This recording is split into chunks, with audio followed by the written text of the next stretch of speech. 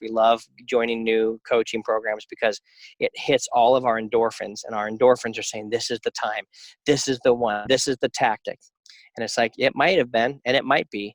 Problem is, it's in your hands, and you don't know how to handle yourself. So you have a great, great tool in your hand.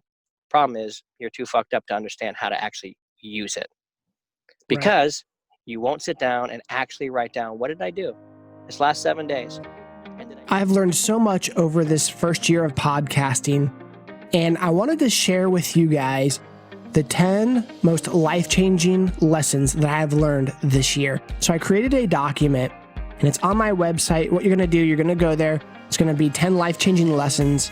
Click on that button. It'll ask for your email address so I can email it to you.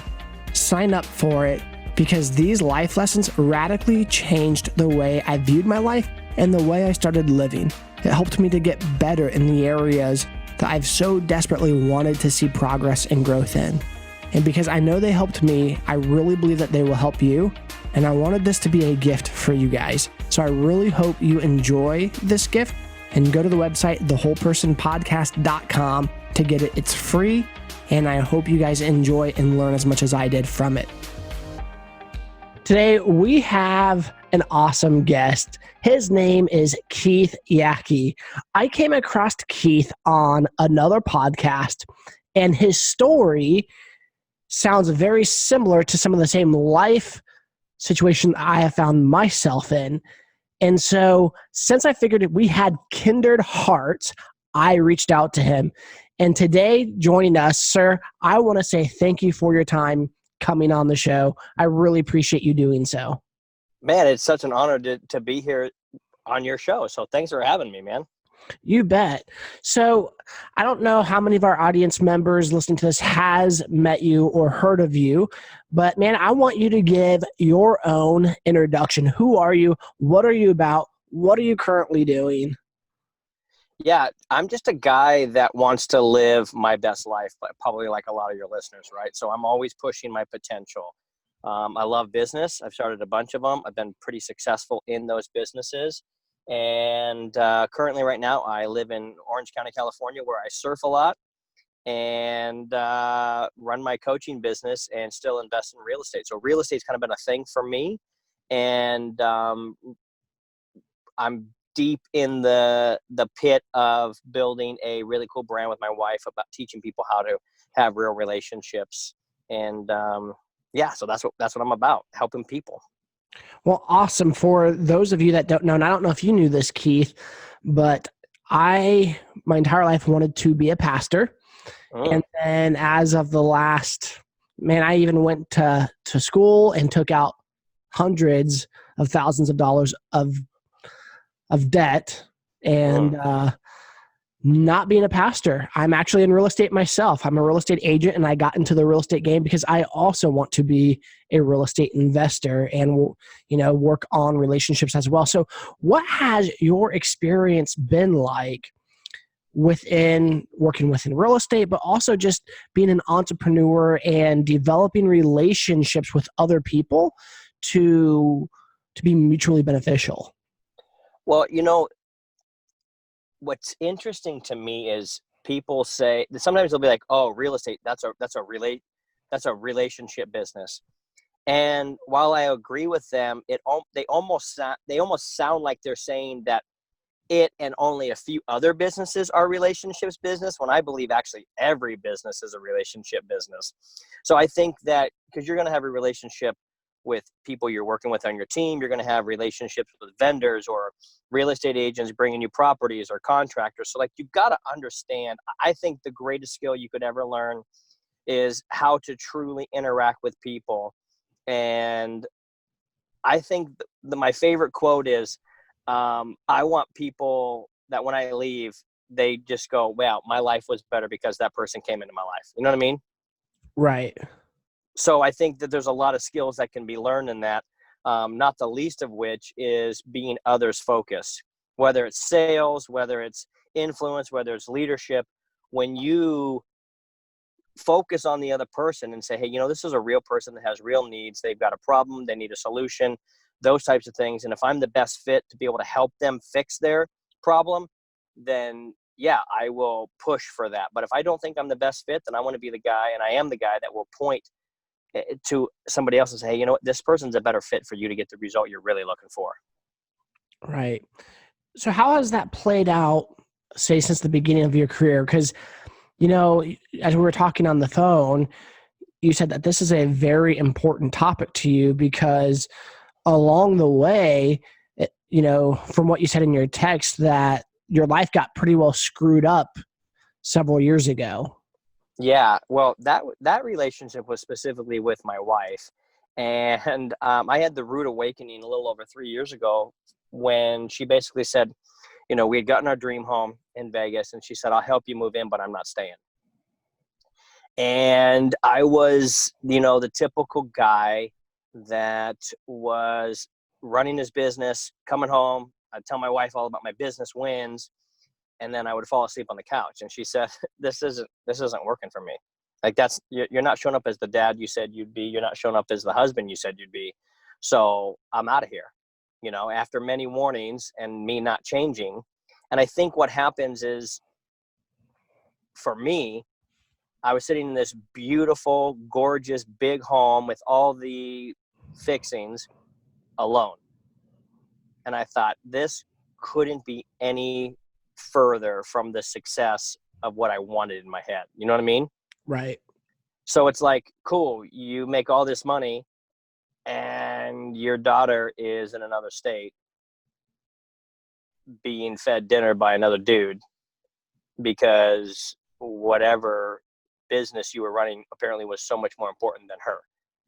And it became a very, I was like, well, that's not the way I want to live my life. So that had a massive transformation on what happened moving forward and the way I show up today for my wife and, for my daughter, which I'm actually really excited because we're giving her first dog today. She's 5.5, and we can't wait to go pick it up and surprise her with it when she comes home from school. That's awesome. So you're still married to your first wife then? Yeah, well, she's my second wife, but yeah, no, we got back together about 4 or 5 months after, we were separated, not even separated, like we were done and moved on, but we ended up working it out. And, now it's been amazing, but I had to really learn some real valuable things. And I always break it down to the real simple, basic thing. Like, for me, the reason why I have such an amazing relationship with my wife now, and my business is growing, and I'm healthier than I've ever been, and I feel more connected to the people who are in my life than I ever have, is 3 Ds. I call it the dishes, diapers, and dates theory. Okay, you explain that to me. Yeah. Hey, man, if you're going to dirty a dish, clean your dish. If you've got a kid in diapers, change them every once in a while. And make sure to take your significant other on a date that they want to go to, not just everything that you want to do. You know what I mean?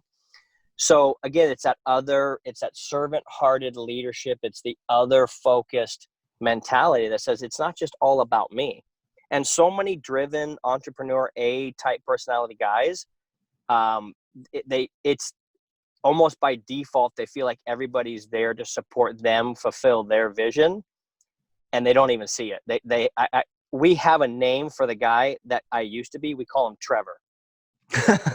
And okay. So, like, if ever I start acting up, Evan, my wife's like, wow, that looks a lot like Trevor. I'm like, no, we don't like Trevor. Trevor's not allowed in this house anymore. That's funny. Yeah. So, but I see it all the time. Like, I can tell, like, when I meet guys that they got families and whatever, that's who I kind of relate more to is, the guy, I've got 4 kids, a wife and 4 kids. And, it's a juggling act, right? And when I can just tell guys who are really into themselves, it's like, oh, we got a Trevor on our hands. And it's only a matter of time before that blows up.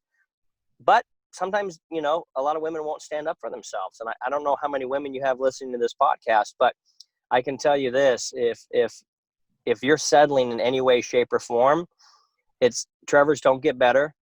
Your life's not going to get better until you stand up for exactly what you want. And I think that applies maybe for everybody, but for specifically women that are there married to entrepreneurs or support. Do you have a lot of women that listen to this podcast, Evan? We got a few. Okay, cool.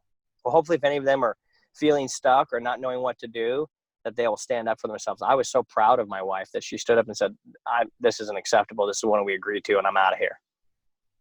So, the idea of this podcast is the whole person podcast in faith, family, finances, friendship, fitness, and fun.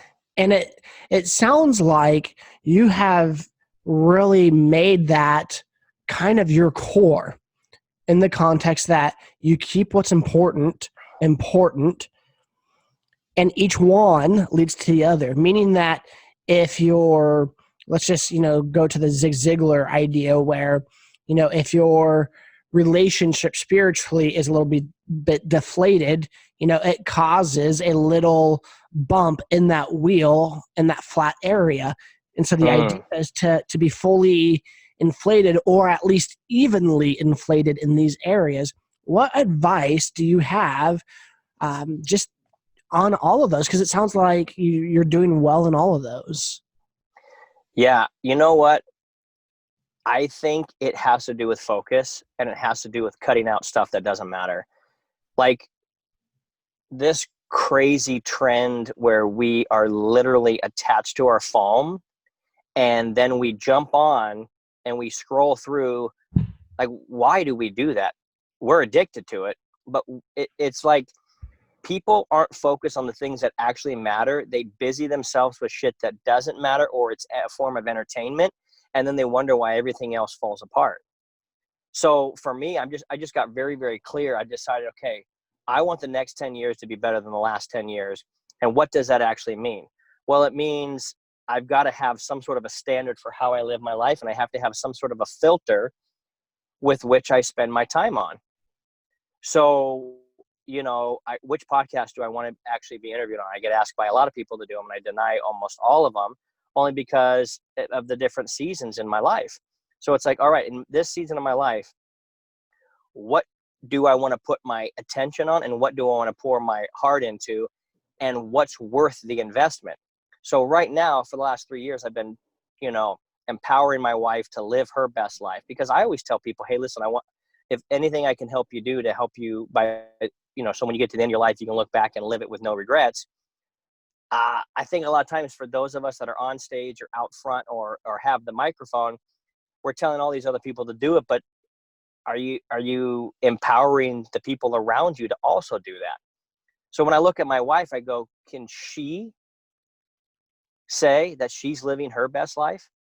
And can she say Keith's the biggest proponent of empowering me to do that? So it has to do with focus. It has to do with distraction. It has to do with, okay, what are we getting clear on? I think that's the biggest thing that I was just so unclear about what I was supposed to do. It was just make money, make more money, make more money. It's like, all right, dude, but you gained 50 pounds. Now you look like a fat ass. Nobody feels good being a fat ass. So, but you had time to do all that.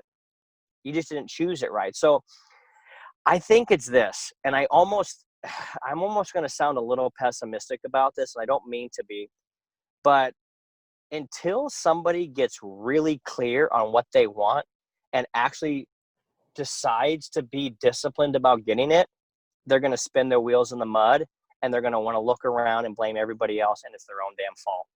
How's that for some truth? Thank you. That being said, I feel like I struggle with this concept of the reason, or your big why, as Simon Sinek would say. And man, if you can speak into this specifically, or even ask me questions, that's fine.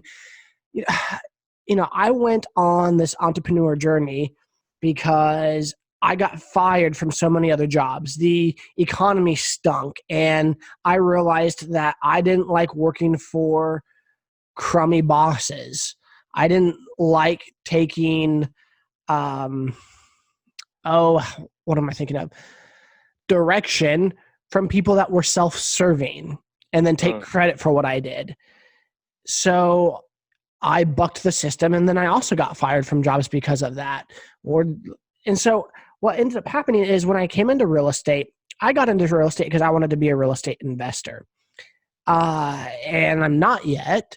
I have my home, but I haven't reached the level of success financially to start investing in real estate, because I've been hindered a lot by student loans and then also just not making enough money to do those things, just money to live on.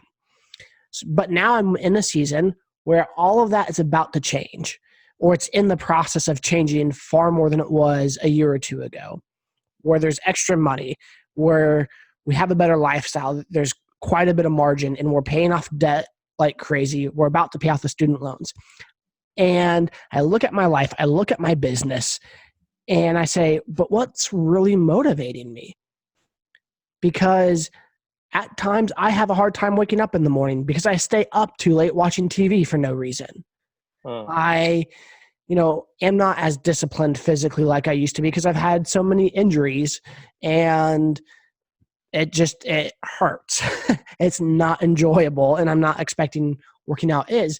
And so I'm wanting to change these areas of my life, but I don't feel like I found that big reason why, except for the fact that I want to live, I want to have a healthy life. I have all these intentions and wants, but nothing has been so desirable for me to essentially kick my own butt and get up out of bed each morning. Well, I think there's a couple things to address here. Sometimes people are waiting for a calling, and I don't think the calling has to be your why when a concept or a characteristic can be the excuse me, can be the why at first. So let me give you an example. So now I feel massively called to help other people in relationship to build a relationship that's rock star status. But I haven't always had that calling, or I haven't always walked in that calling. But before that, I had a concept that got my ass out of bed. And the concept is I want to live my best life. Or the concept might have been freedom. The concept might have been I want to live a life of no stress. I don't want to have to worry about finances because I know there's plenty in the bank and there's plenty more coming in because my business is cranking. So it comes down to, I believe, before you feel like you have a calling, which I think is the coolest place to be, because now you feel like, all right, something bigger or someone bigger than me has said, all right, you're chosen for this task. Let's go attack it. And I think there's a lot of fire in that. I think we should all want to at least live up to a concept. Maybe a concept for you is to become debt free, and that's your why. Maybe a concept for you is I want to be disciplined because I know that my life will be better because of that. And so therefore you seek the discipline. Sometimes you might be like, who do I need to show up for today? And who needs me on my A game today? What kind of example am I living today? So those are a lot of concepts that can put fire under people's fannies to really get them going. So that's one thing about the calling thing. The second thing is, I've never been a real estate agent ever. And I think that you can bypass being an agent and go right into being an investor. But I think the way you need to do that is to hire somebody who's done that and can lay out a real blueprint for you and show you exactly how to do it. That's, I think, my one tactic to success has been, who's in the field that I want to be in, who's killing it, and what do they say is massively important, and what do they do? And then just follow that exact example. Did that answer it for you? No, it does. I mean, you're hitting the nail on the head. Yeah, so it's like, being in shape, you don't have to work out that much, or you can go in a pool and swim so there's no hurt on your joints. Usually why most people aren't in shape is it has nothing to do with what they're doing. It's what they're not doing, and they don't have any self-control over what they eat. And so usually the reason for that is because they don't have a bigger picture or a bigger version of who they want to become and what they want to accomplish in this earth. And so they don't take that very seriously. I know that's what it was for me. And I always had to all get around to it. You know what I mean? I'm a quick learner. I can figure this out. If I really want to get in shape, I could. It's like, well, yeah, but you're not. So I think sometimes we live in this little poser status of, I think I'll do that when. And in reality, it's like, no, that's it. I think everything is learnable. And I think there are so many people doing exactly what you or me or somebody else that's listening to this podcast would want to do, that the fastest way to success is just go model exactly what they're doing. I mean, it's that simple, but it'll be work. and it won't always feel fun. There's shit that I do today, even in my calling, like, I really don't want to do this today. I would rather just surf all day and not go to any meetings, but that's not realistic. And I just go, you know what? You're going to feel way better. I oftentimes think that people don't feel very good about themselves, also because they haven't put in work and they've sloughed off things or pushed things off, and so they're not proud of themselves. Does that make sense? Yeah, it does. Well, you said something that made me think, when we watch some of these gurus of social media business, I'll just take Gary Vaynerchuk or Grant Cardone or some of these really vibrant personalities. I think one thing that comes across in their message that maybe is not reality for 99.9% of everyone else is that they eat, breathe, and sleep and love what they do. And for the normal person, that's probably not going to be the case, where they wake up every morning enthralled by the hunt and the chase and everything that it takes to get there. And so, Yeah. but we've bought into this message that, okay, well, if I don't have that, then I need to find my passion, because then my passion will drive me. Well, I've noticed even having passion for something still won't drive you. So Yeah. how do we go about changing that conversation in our head about what drives us? And then I think, like you said, it really just comes down to creating the disciplines to follow through with that. Well, for sure, but nobody's going to be disciplined to do something they don't want to do, right? It's like, there's a lot to be said on that. So like the Grant Cardones, the Gary V's, these guys are the outliers. They're the exceptions, and that's the reason why they're, quote unquote, internet famous, is because they have such fire, passion, and drive to do what they do.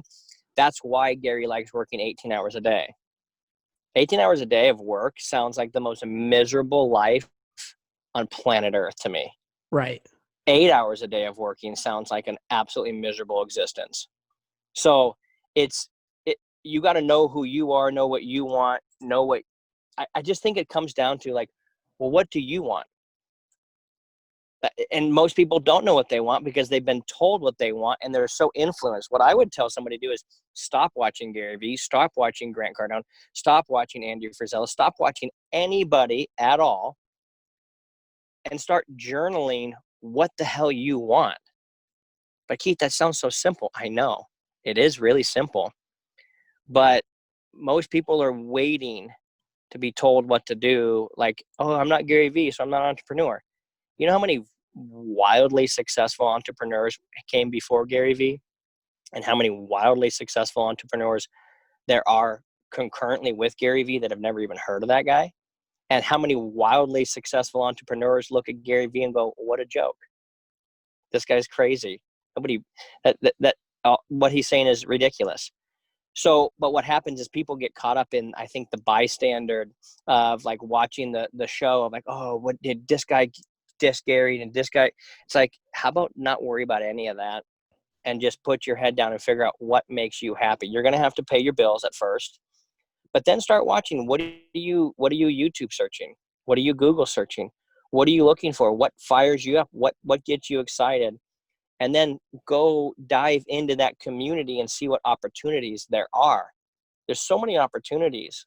Like, let's say in the UFC world, there's so many opportunities to be a part of the UFC without ever being a UFC fighter, without being a trainer, without being a ring announcer. There's like 200 points of insertion in every industry that I've discovered to be a part of an industry that you really, really like.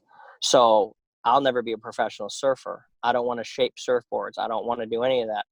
But I love surfing. If I wanted to, if I looked hard enough, there's about 200 opportunities for me to be able to get into that industry and make money on that industry if I wanted to. But,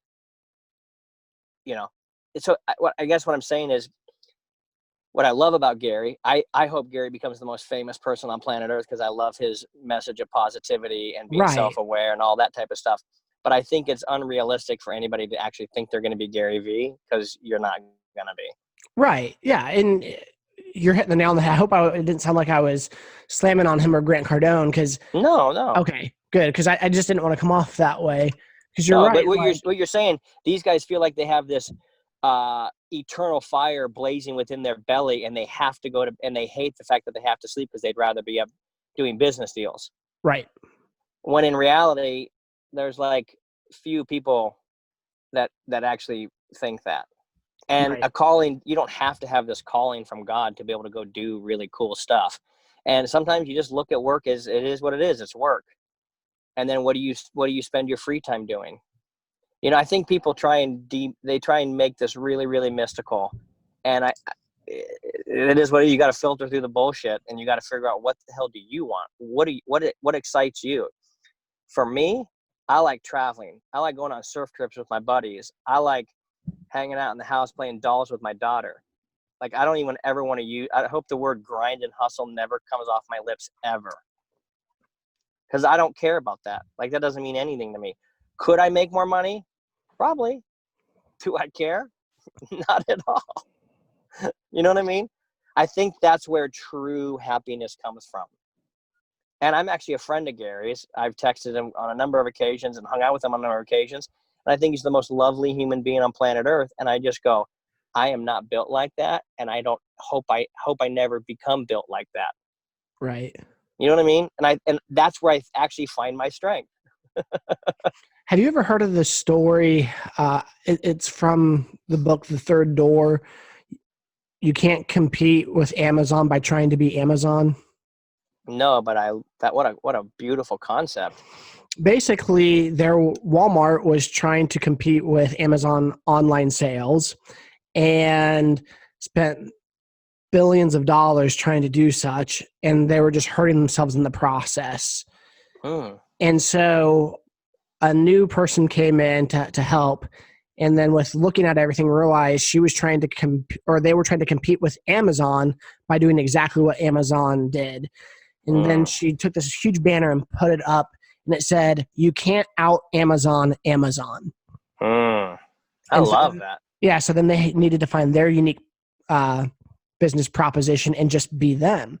And I think so many times, yes, there's things that we can model for success, but at the same time, we shouldn't try to model other people in the context of trying to be these other people or make their life dreams our life dreams. So how do we go about finding, I guess, that why or those phrases that help get us up in the morning, but then figure out a way to go out and seize the day?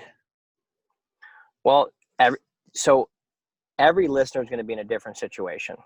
You might have some listeners that are already financially free and they have a lot of time. You have some of the people that are maybe working 3 jobs just to try and put food on the table for their kids, right? So it might be a little bit different, and people are going to have some different ways to approach this. But I think one of the simplest ways is to get back, is like to try and say, when you were a kid, when you were 12, 13, 14, 15, 16, when, you know what I mean, you started having acne, your voice got deeper, and you started dreaming about things that you really wanted to do. What was that? And what attitude did you have at that time? For me, ever since I was 7, I wanted to be a pastor. Okay. And I pursued that all the way up to college. Even when I got out of college, I'm 32 now. And over the last few years, I actually let go of that because I've tried to work in many different churches, none of which really had any openings, but hey, come volunteer, serve, let us get to know you, then we'll hire you. A lot of broken promises, a lot of false things. And so somewhere along the way, I just decided to quit that. Mainly because now I have children and I don't want them to jump from church to church to church. I want them to be rooted in one place. And so I put aside that dream and desire. Simultaneously, there's been this other dream of being a influencer, living out the heart of God by loving others back to life, and being vulnerable with who I am, where I'm at, and what I'm trying to do and accomplish in my own life, which is essentially this podcast. I'm not coming from a place of a rival. I'm coming from a place of I'm trying to figure this stuff out, and I'm letting everybody know as I'm doing it. And so for me, I guess the new dream is I want to be a speaker. I want to be an author, travel, encourage others to grow in their faith, family, finances, friendship, fitness, and fun. None of which am I an epitome of yet, but I'm working towards it, and I'm just open and vulnerable. Well, there's a couple things I'd like to say. That if you want to be a pastor, you don't need any of that other stuff to be a pastor. Just start a Bible study and start pastoring people and see who shows up. I think that's part of why I did the podcast. Yeah. I mean, I tell people all the time I'm still a pastor, even though I don't go to church. And I don't foresee in any foreseeable future me ever going to a church ever again.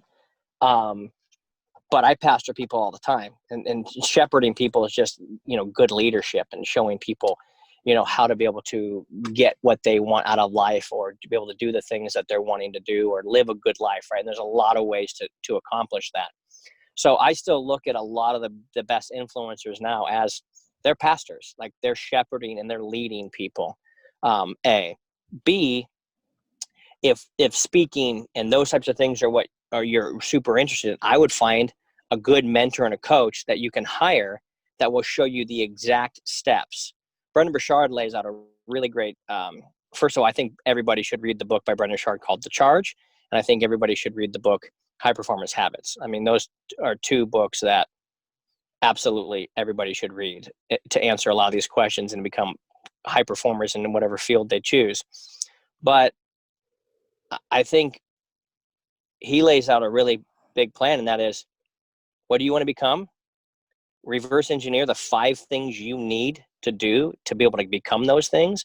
And if that means you have to go interview people who have already done them, or talk to people who have done them and find out what the major 5 things are for them and what they had to do, then focus 100% of your effort, more like 90%, because we all have, regular stuff we've got to do during the day. Focus the majority of your effort on those 5 things and delegate everything else out, and become obsessed with those 5 things until you get to where you want to be. Like, I think the formula is the same in everything. What do you want? There's 5 major steps you're going to need to do to get there. Find out what those 5 are, and then become obsessed with those 5 until you get it. And cut out all the other distractions. Right. And we have a lot of them. Well, and I think too, when it comes to cutting out distractions, we think of distractions like, TV is a distraction, but also distractions are all the other things that we don't want to do all the other things that we want to do, but not in the top 5. Yep. Yeah. It's called giving up good for great. It's called giving up the better for the best.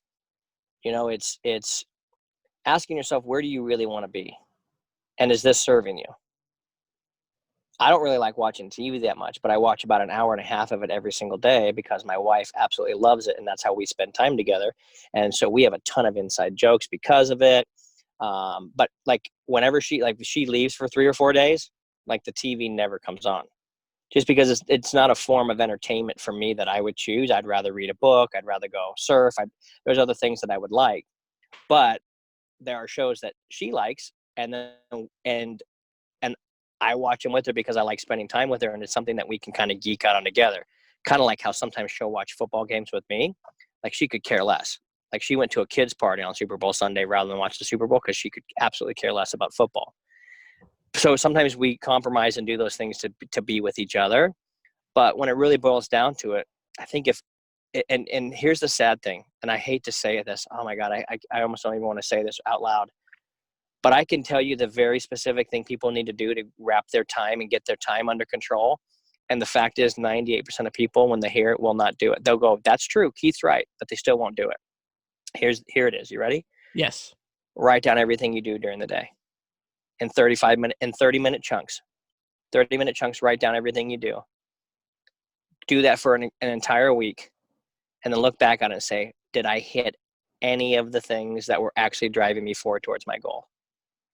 And if not, then I need to open up those time slots for things that are actually going to help me get towards my goal and stop doing the other things. Mm-hmm. If somebody did that, they would actually move the ball forward so radically towards the things that they actually want to do that their life would be entirely different in 90 days.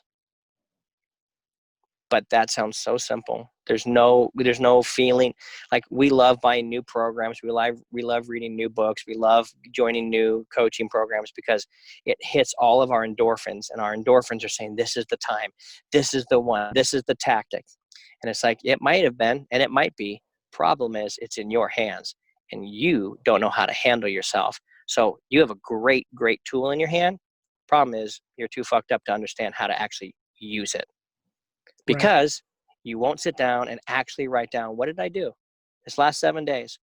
And did I do any of the activities that are moving me forward? And the answer almost always is not really.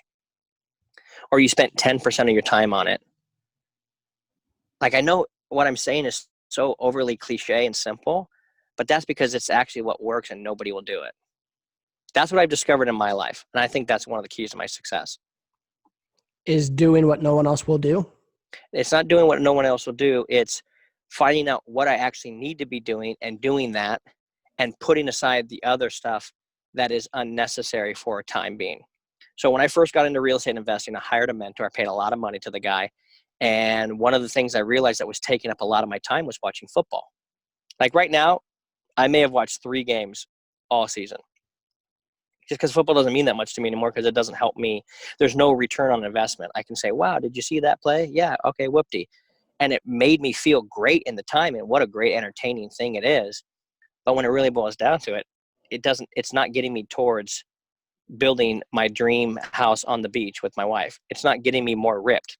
It's not making me more money and moving my impact or my influence forward. It's not making me a better dad. So I had to ask myself, is this thing doing any of the things that you want? So when I first started flipping real estate 13 years ago, I stopped watching football altogether until I got my first deal. And that's back when Reggie Bush was a thing, and I was a USC Trojan fan, and I was just like, Reggie Bush is never going to pay my mortgage. None of these NFL players care a lick about where I'm going with my life. So why am I investing so much of my time watching them? Right. So I had to cut that out until I got to where I want. And I go, okay, cool. Now I can give myself a little entertainment break. And dude, I'll tell you, it's hard because we're addicted to entertainment. We're addicted to all the things that we actually, if you boil right down to it, we think we're entitled to. We think it's our right as an American to be able to watch football on Sunday. Well, yeah, you can. But if you're not where you want to be, why would you spend 4 or 6 or 8 hours on something like that? That's never going to help you move forward. So these are things that I had to do in my life. And guess what? Now I'm successful enough to go to any of these games, to fly out to them, to get a box, to do all these things. But the interesting thing is I can go do that, but now I really don't even care. A couple of my buddies and I, Garrett J. White and Pete Vargas, we were sitting around. We're like, hey, do we all want to go to the let's all go to the college national championship game? I'm like, yeah, that sounds like fun because I'd like to hang out with my buddies. But then I thought, shit, I don't even watch this stuff for free at home. Why am I going to go spend 10 grand on a trip? I'd rather go surf Indonesia for 7 days with my wife and Garrett and his wife and do something I actually really love rather than invest in this. You know what I'm saying? So it's Right. like, and I would have never thought that would happen. I would always thought, man, as soon as I can afford these things, I'd be out to them. But when I had to come to realize these things aren't serving me. They're not moving me forward in any way, shape, or form. You know what I mean?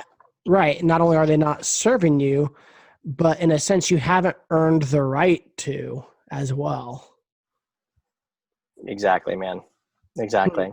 So, man, a lot of this is hitting home because I love watching football or spending time doing entertainment value things versus things that move the needle forward. And I think my big excuse is, well, I've worked hard, I've earned it, or I deserve to relax. Mm-hmm. Says But who? yeah, If you don't have the results, then no, you don't. right. And I think that's the thing too, is because then it goes back to, having realistic expectations and results. Because the truth of the matter is, ideally, I would love to be as wealthy as Gary or as wealthy as Grant, wanting to own an NFL team. But that's probably unrealistic for me. Not because, just because I'm not made that way. And there's this false reality of this is what success looks like versus what actual success looks like for me. So how do we redefine what success for ourselves looks like in the terms of how we were created? Well, I'll give you a short answer just so I know this is getting a little long. I want to make sure I wrap it up so we're not just dragging your listeners through all this, but I can tell you this much, man. There's only one way to define success, and that is what is important to you. That's it. That's it. It's just that simple. You got to sit with yourself and say, what is important to me? And what does success look like to me? And if you can't define that, then you need to spend a lot of time sitting with that and figuring out. Sometimes you need to start with, what does it not look like? Success does not look like to me X, Y, or Z.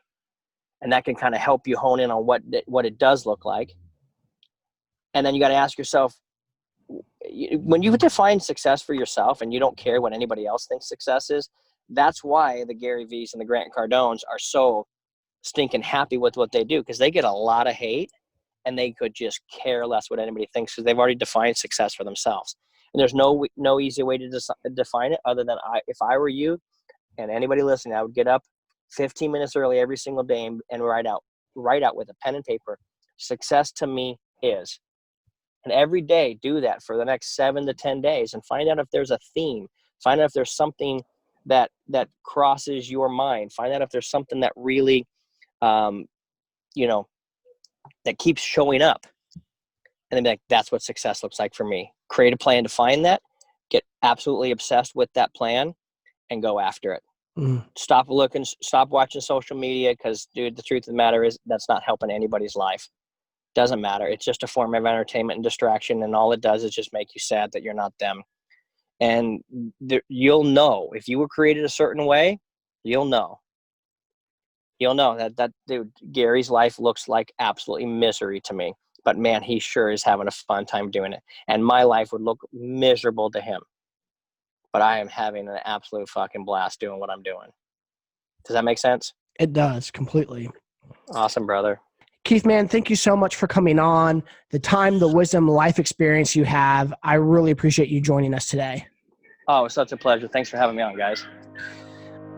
When I started this podcast, it was important for me to lead by example, that I wouldn't hide behind a fake mask, acting like I've arrived and speaking from the mountaintop. My whole purpose was to be vulnerable about where I was, my failures, my struggles, and my successes, so that I could be a bridge, that I could be a gap in this process of showing people how to change in the areas of faith, family, finances, friendship, fitness, and fun, because that's exactly where I'm at and what I'm doing. And I had a coach years ago, and he was the first coach I've ever had. And he did it for a very affordable rate because I couldn't afford anything more than what he offered me. But he told me this, Evan, someday you're going to get in a spot where you're going to be able to give back to others. And I want you to remember what I'm doing for you here and now, that it's made affordable so that you can actually go through it. He goes, I believe in you, and I trust that you'll do this.